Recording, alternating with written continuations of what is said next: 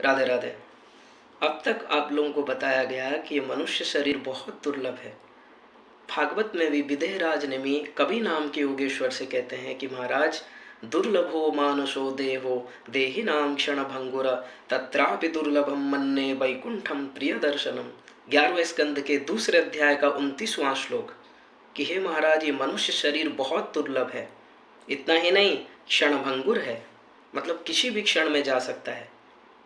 कोई कंफर्म नहीं है कि तुम 70 साल जियोगे, 80 साल जियोगे। किसी भी क्षण में ये शरीर छिन सकता है।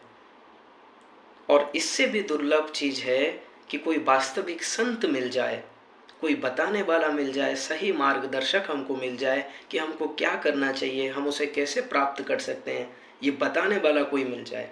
ये भगवान की आखिरी कृपा, इसके बाद और कोई कृपा शेष नहीं है। उसके बाद तो हमको स्वयं को साधना करना है, अभ्यास करना है, तभी हम अपने लक्ष्य को पा सकते हैं। आगे चलिए। इस संसार में दो प्रकार के तत्व हैं, एक जड़, दूसरा चेतन। जड़ मतलब पृथ्वी, जल, तेज, वायु, आकाश, ये सब जड़ हैं। मतलब इसमें ज्ञान शक्ति नहीं पाई जाती, इसमें इंद्रियां, मन, बुद्धि कुछ भी नहीं है, तो इसे जड़ कहते हैं। और चेतन तो आप लोग जानते ही हैं, मनुष्य, पशु, पक्षी, कीट, पतंग, देवता आदि जितने भी ये 84 लाख योनियां हैं, सब चेतन हैं। इनमें ज्ञान शक्ति पाई जाती है, इनमें इंद्रियां हैं, मन है, बुद्धि है। तो इस दो में से कोई है ये मैं नाम का तत्व, या तो जड़ या तो चेतन। तो हम कौन हैं? जब कोई व्यक्ति मर जाता है, हम देखते हैं उसका शरीर वहीं पर पड़ा है, लेकिन उस शरीर में कुछ था जो निकल गया, इसलिए वो शरीर अपने ओरिजिनल स्वरूप में लौट गया।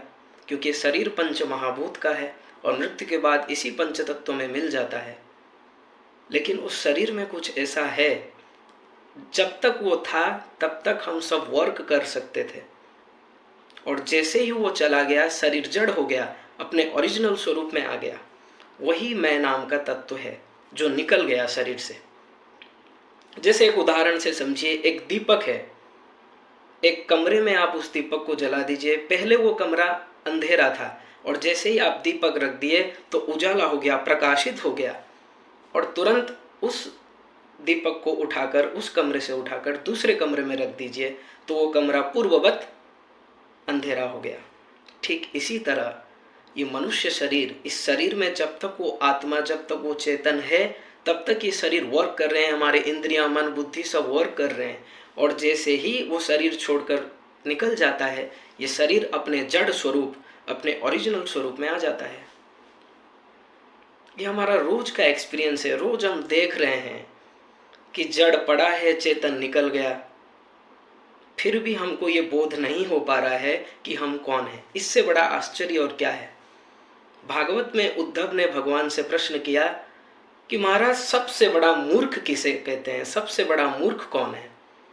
तो भगवान ने कहा, मूर्खो देहात अहम बुद्धि। जो अपने शरीर को, इस देह को ही मैं माने, उससे बड़ा मूर्ख और कोई नहीं है। 11वें स्कंद के 19वें अध्याय का 42वां श्लोक। क्योंकि रोज हम देख रहे हैं, आज सुबह वो चला गया, कल वो गया था, शरीर पड़ा है, तो फिर गया कौन? रोज हम देख रहे हैं, फिर भी हम नहीं जान पा रहे हैं कि ये मैं नाम का तत्व क्या है। इससे बड़ी मूर्खता और क्या होगी। पूछूंगा आप कौन है, तो आप बोलेंगे मेरा नाम रमेश है। मैं आपका नाम नहीं पूछ रहा हूं, मैं पूछ रहा हूं आप क्या हैं। फिर वो अपना पोस्ट बता देगा, जो जिस पोस्ट में वो होगा, आईएएस हूँ, डॉक्टर हूँ, इंजीनियर हूँ। मैं आपका पोस्ट नहीं पूछ रहा हूँ, ये तो आप अपना पोस्ट, अपना पद बता रहे हैं। मैं पूछ रहा हूँ आप कौन है। तो फिर वो कहेगा, और मैं मनुष्य हूँ। मनुष्य, ये तो शरीर है। ऐसे ही गाय अपने को गाय कहेगी, भैंस अपने को भैंस कहेगा, शेर अपने को शेर कहेगा, ये तो शरीर का नाम है। मैं पूछ रहा हूँ आप कौन है। तब वो चुप हो जाएगा, वो बोलेगा और क्या हूं मैं। तो हम अपने आप को नहीं जानते। इसको जानना बहुत जरूरी है, क्योंकि बिना इसको जाने हम आध्यात्मिक मार्ग में, भगवत क्षेत्र में आगे पहुंच ही नहीं सकते। यही हमारी सबसे बड़ी अज्ञानता, सबसे बड़ी भूल, कि अपने को भूल जाना। तर्क से विचार कीजिए, हम क्या कहते हैं, ये मेरा शरीर है। ये मेरा पैर है, मेरा हाथ है, मेरा कान है, मेरा नाक है, इसमें सब मेरा लग रखा है, यानी मैं का। वो मैं नाम का तत्व क्या है, किसका है ये? तो किसी ने कहा महाराज जो शरीर से निकल गया क्या वो मैं हूं? आपने भी कहा कि शरीर से जो निकल जाता है तो शरीर जड़वत हो जाता है, तो जो निकल गया तत्व क्या वो मैं हूं? बोले नहीं, वो तुम नहीं हो। क्यों? क्योंकि शरीर से जो निकलता है वो अकेला नहीं निकलता, उसके साथ 5 कर्मेंद्रिय, 5 ज्ञानेंद्रिय, पंच प्राण और मन बुद्धि अहंकार, ये 18 तत्व निकलते हैं, जिसे सूक्ष्म शरीर कहते हैं। कौशिकी के उपनिषद में कहा गया, स यदा अस्मात् शरीराद् उत्क्रामति सहैव इतैः सर्वैरुत्क्रामति। कौशिकी के उपनिषद 3 अध्याय का 4था मंत्र, कि जीवात्मा जब शरीर को छोड़कर निकलता है तो अकेला नहीं निकलता, उसके साथ इंद्रियां, मन बुद्धि सब जाते हैं। तो क्या वो सूक्ष्म शरीर मैं हूं? बोले नहीं, सूक्ष्म शरीर तुम नहीं हो, क्योंकि सूक्ष्म शरीर भी माया से बना है, माइक है। जब महाप्रलय होता है तो भगवान के महोदर में वो सूक्ष्म शरीर नहीं जाता, तब केवल जीवात्मा जाता है और उसके अनंत जन्मों के वासनाएं उसके साथ जाती है। सूक्ष्म शरीर भगवान के क्षेत्र में नहीं जाता। क्यों? क्योंकि ये माइक है और माया का प्रवेश भगवान के एरिया में नहीं है। न तत्र सूर्यो भाति न चंद्र तारकम, श्वेताश्वतर उपनिषद 6 अध्याय का 14वां मंत्र।